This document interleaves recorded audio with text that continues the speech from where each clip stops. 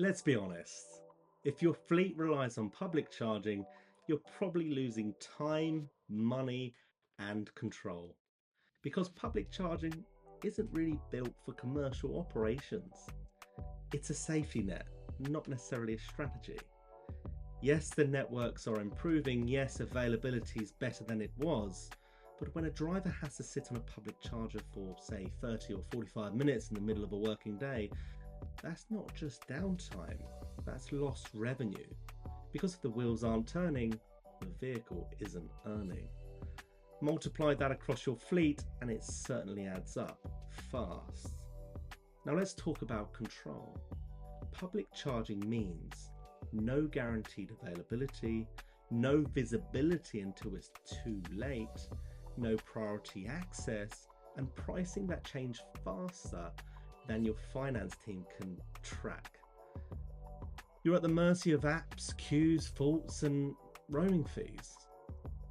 But it's not all bad news. Some CPOs, charge point operators, are waking up to this and starting to tailor their service to fleets.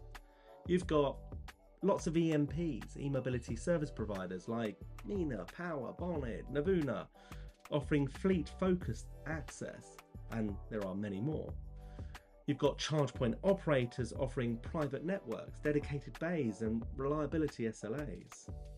And you've got tools that let you route your drivers to the right charge on the right tariff with live status.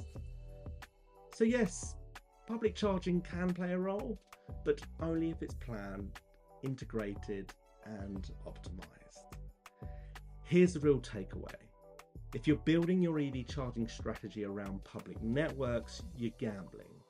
And in fleet operations, that's a risk you just can't afford. Public charging should be the exception, not the rule.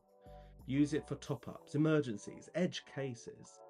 But get your core energy at a home, private network, depot, workplace, where you can control the cost, the uptime, the scheduling, and so much more. So, still relying on public as your main option, or found ways to make it work through smarter partnerships? Then please drop your thoughts in the comments. I'd love to hear what's actually working for fleets out there right now.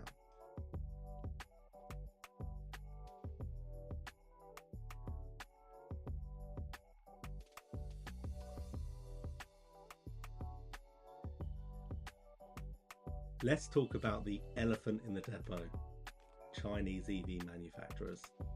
They're not just coming, they're already here, and they're shaking things up in ways the traditional OEMs did not see coming. BYD, Maxus, SAIC, Geely, JAC, we're seeing more Chinese commercial EVs on the road, from vans to pickups to light trucks. And here's why fleets are paying attention. They come with big battery specs, impressive range on paper, more features as standard, and yes, lower price points than most legacy OEMs. Sounds like a bit of a win, right? Well, maybe. Here's the other side. After sales and parts availability, still developing in a lot of regions. Residual values, very hard to predict, and as a leasing company, we are all quite cautious. Driver familiarity is much lower, and that can affect safety, training, and the overall buy-in from the drivers. Payload versus weight. Some Chinese vans pack heavy batteries but eat into usable payload. Just double check those numbers. And then there's the brand trust. Some fleet managers still hesitate. Can I rely on this vehicle for 5 years of hard work in all conditions with solid support if something goes wrong? And that is a fair question. But let's be clear. The Chinese OEMs are forcing the rest of the market to move faster. Better spec, lower costs, shorter lead times arguably. And that's good. It's good for competition and good for fleets. And we're already seeing some of them partnering locally for servicing and support to close that trust gap. So what's the move? Don't dismiss Chinese EVs outright, but don't just buy on spec sheets and sticker price either. Again, I always say, test them, ask hard questions about parts, servicing and warranties, and speak to other fleets running them day to day.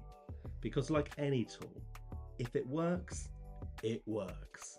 And the badge on the front, that matters a lot less than uptime, range and total cost of ownerships. So if any of you are running any of these in your fleet already or considering one but holding back, let's hear it. Drop your thoughts in the comments. Real world experience is what the industry needs right now.